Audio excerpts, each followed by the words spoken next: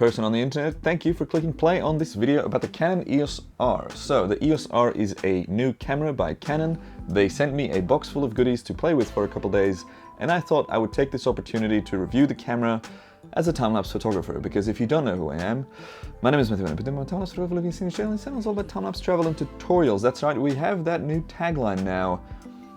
This camera is controversial. A lot of people hate it. A lot of people love it. It's a Canon camera. Oh, it's the same old thing. Like everyone, that's always going to happen. Any new camera, not necessarily a Canon camera. Any new camera that hits the market has a bunch of haters and a bunch of lovers. And I just want to preface this video by saying it's not about the specs on paper. It's about whether this camera is the right tool for your job. If you like shooting with it, then fine. If you hate shooting with it, then don't buy it. You don't have to do anything. Anyways, this video today will consist of a quick unboxing of these goodies. We'll go out shooting with them. We'll show you the results, or I'll show you. I keep saying we, it's me and you. Then a little bit of a FAQ, and then my pros and cons of this camera, or this system rather, and then a conclusion, I guess, and then an end bit in the video, and then a credit scene, and then whatever, and then you can click on to something else. Let's get going. Boom. Now, immediately, I noticed something different from older Canon boxes. There's plastic in here. So yeah, that's new. We got the battery here.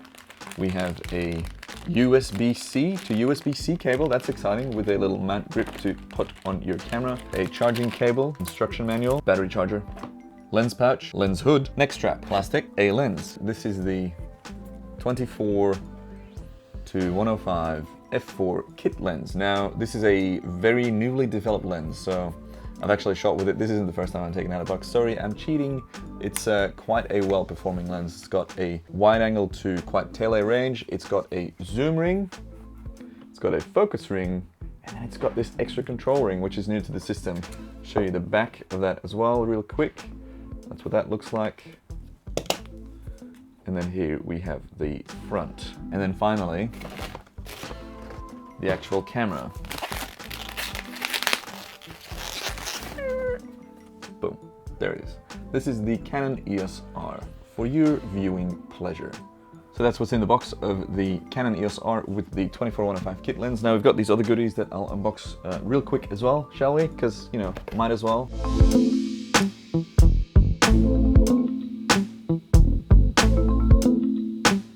So very sadly, this camera has to go back to Canon today, so I'll be shooting the product shots now, and then we'll talk about the performance of the camera later on.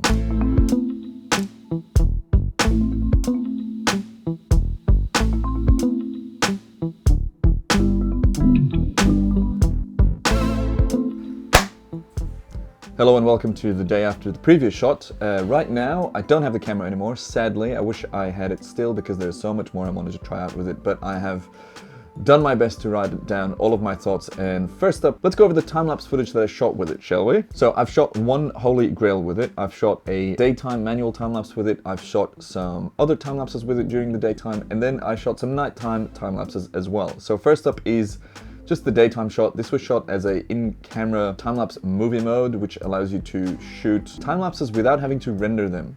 So pretty much the camera creates a 4K time-lapse video file in a motion JPEG codec, which is easy for grabbing stills from. You can actually extract stills from your time-lapses, which is nice.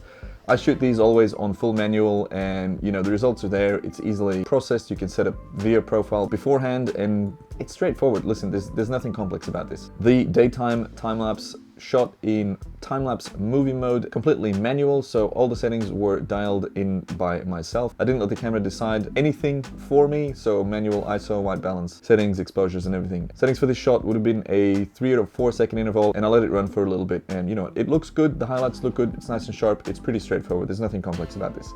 Now the next shot is a completely automatic day to night shot. Now, day to night shots classically, as you know by now I assume, are called holy grail shots in the time-lapse industry, because they used to be very hard to accomplish. Now Canon's done a really good job. It took them a while to bring this out in the firmware, but they've done a really good job. The performance is quite similar to the 6D Mark II, which I love shooting time-lapses with. Fully automatic though, so that's really quite impressive. I literally dialed the mode button to automatic, like noob mode, beginner mode, and let it run because I wanted to see how it would perform, and It's not perfect, it's not as perfect as I want it to be, but it's definitely good enough. There's a slight amount of flickering here and there that you can remove quite easily with a bunch of plugins or other effects. I'll be making a video about that very soon. Now, it did boost the ISO way up there, which is not what I would be doing, but you can limit your ISO settings for time-lapse movie mode to a max ISO, so it won't go over a certain ISO. I noticed that it started ramping the shutter speed first, and it kept the aperture pretty much on f10, which is not ideal. You want that as low as possible. Now, the solution to this would be to shoot it in AV mode in the time-lapse movie mode, so it would lock the aperture on your desired f4 or whatever your lens is, and then with your ISO set to a max of, for example, 1600, it'll start boosting the shutter speed when it hits its max ISO. So that's good. You don't see many jumps in exposure, and again, you can remove those quite easily. So yeah, next time I do this, I will probably shoot it in AV mode, and I'm pretty sure I'm going to have a better result, even though this is already a great start. The nighttime shots I shot in the city, they're pretty straightforward. 2-second interval, 1-second exposure. Keep the exposure at half your interval as per usual. Now here's the thing, these are shot at a 2-second interval, and I haven't been able to figure out how to shoot a 1-second interval with the built-in time-lapse movie mode, which is quite disappointing. The 62 has it, and that's probably what I shoot most of my time-lapses on when I'm shooting people or traffic. I don't know why that limitation's there, so that's definitely not ideal, the fact that there is a 2-second minimum interval. What I do like about these shots is the flare you get on the 24-105. For a kit lens, it really is quite sharp and well performing. I played around a little bit with HDR video mode in this. It looked cool. I wish I could enable it in time-lapse movie mode. I don't know how that would work. And I also really wish I could use the Canon log video profile for these time lapses. That would be pretty cool, because that would mean you can grade them quite a lot more than you can currently. That is it for the time-lapse footage. Let's have a look at some of the questions that you guys sent me via Instagram and Twitter. London Viewpoints, you sent me a bunch of questions. Thanks for that, Michael. So, Wi-Fi third-party support. I haven't been able to connect the Q DSLR dashboard or any other wireless apps. That being said, I haven't used Q DSLR dashboard before, so not entirely sure how to set that up. Dark time between intervals when you can't change the settings. When I was shooting on a 2-second interval, couldn't review the footage, and I couldn't really adjust settings. So the way to go around that would be to just stop the sequence and then start again using an external remote. The longest shutter speed possible for a 1-second interval, which again was quite challenging, seemed to be 0.6 seconds. Anything over that seemed to misfire. Not ideal. Would you buy it when it drops in Aussie stores? Not entirely sure. I don't think I have a need for it, so currently probably not. DSLRs have a limited shutter life, around 100,000 shots, which puts me off time-lapse somewhat. Do mirrorless cameras have the same limitations? Interesting question. So my 5D3 is rated for about 200k shots, currently has over 600,000 and is still going very strong. There's no need to worry about ruining your shutter. If you do so, ruining it, I mean, you can just get it replaced for a couple $100 and then your camera is good as new. Now with mirrorless, just because the mirror box isn't there, you still actually activate the shutter curtain, so there are still mechanical elements moving around that might get worn out. Again, I just really wouldn't worry about that. Don't let a gear limitation put you off shooting something you love, is what I would say. Yeah. These kind of cameras, they go on for ages. And also, if you're shooting time lapses, your camera is put on a tripod and it's just static. It's not like you're shooting, you know, action sports or whatever wildlife. You're not in the bush. Your camera is rated for maybe 100k shots when you're doing all these different types of things, but your camera is rated, I'm pretty sure, for much more shots when you're shooting it as a time lapse. Is time-lapse movie mode better than manual time-lapse? Depends on what you're doing. I've shot time-lapse movie mode a bunch of times for shooting commercial productions, so they're definitely good enough for that. And when I shot that, it was mainly because there was a time limitation. I love shooting raw sequences and grading them and exporting them into the highest resolution and highest quality possible using, you know, all the dynamic range of the sensor that's available, but sometimes you just don't have the time for that. So depends on your needs. What type of battery does it use and how long does it last? Same battery as the 5D4, 3, 2, 6D, 7D, 1 and 2. So there's plenty of those batteries around, and if you're worried about battery life, you can check the battery grip on there, put 2 batteries in, or you can actually buy something like the Case Relay, forgot the name of it, it's linked down below and it's on screen right now. It's a hot swappable dummy battery. So you put in an external battery bank and then you just let it run for as long as you want. If your battery bank dies, you swap it with another one and it's hot swappable, meaning you can do that while it's shooting. So it's a really smart system. I bought it for the 6D Mark II commercial that I shot last year, and it's a really cool piece of kit. Link down below. It's an affiliate link. Buy it, I make some money, you support me, it's no extra cost to you. It's good stuff. Battery life, battery life. Is it a huge difference shooting without a mirror? Aside of the sound, not really. I feel like I still haven't really grasped the benefit of shooting mirrorless. There's a size difference in the actual body, but then your lenses are quite big. Weight-wise, the camera feels really good. It's a good grip. It's not like a really tiny camera. I find it a really comfortable camera to hold, so the ergonomics of it are great.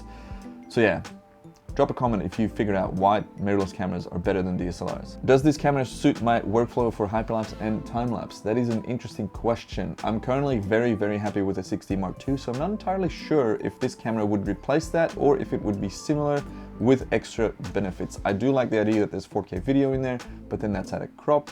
But then you can use an EF adapter to mount a cheaper wide-angle EF-S lenses on there. So yeah, I don't know. If I would get it for free, I could probably use it, but I don't think I'm gonna upgrade to it. When I was shooting daytime stuff in the city, Mike, who was shooting on a Sony A7, held it. So the Sony A7 is another full-frame mirrorless camera.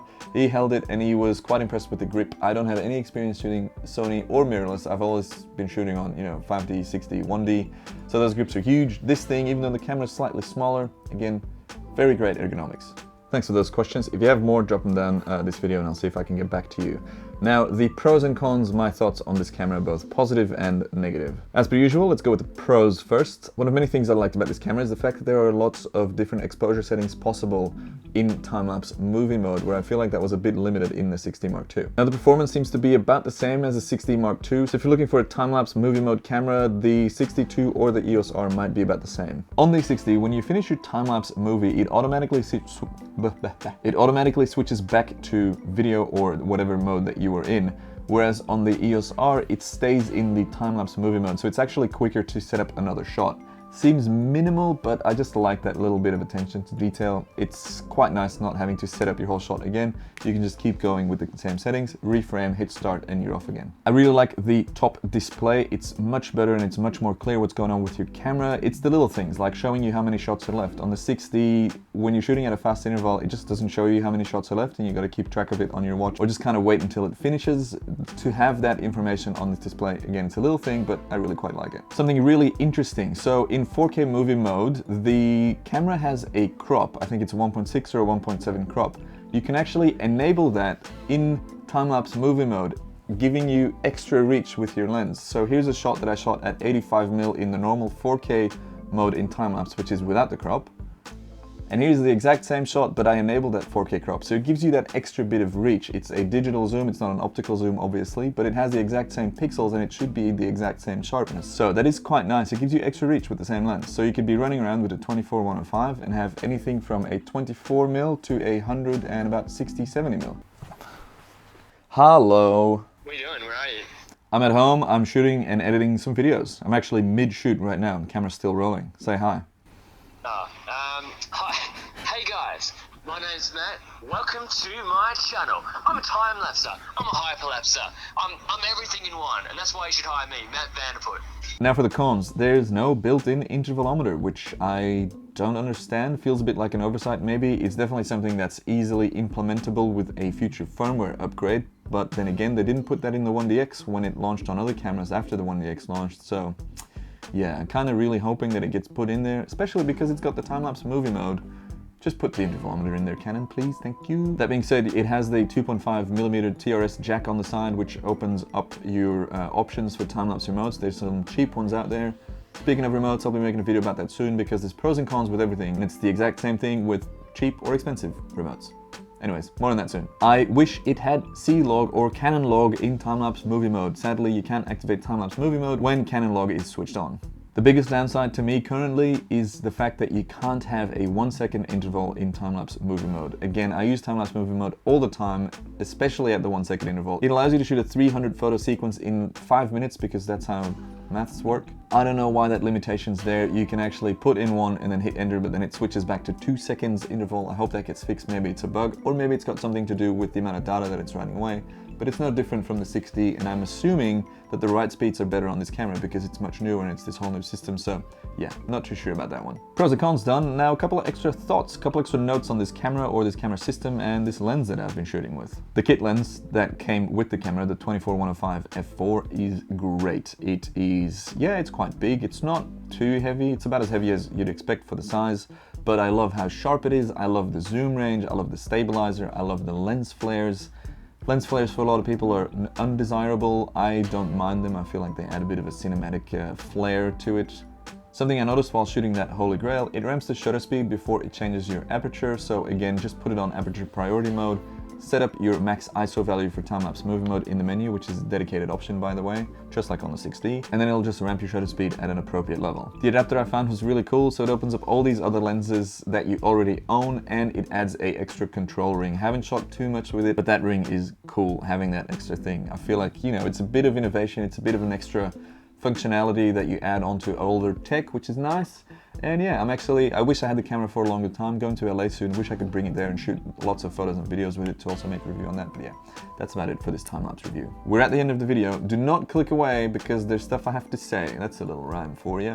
Thank you so much for watching, really do appreciate it. Any comment, question, suggestion, thumbs up, subscribe helps. So please consider that. Check out the newsletter. So I've made this little digital PDF. It's got 5 time-lapse tips and a bit of explanation.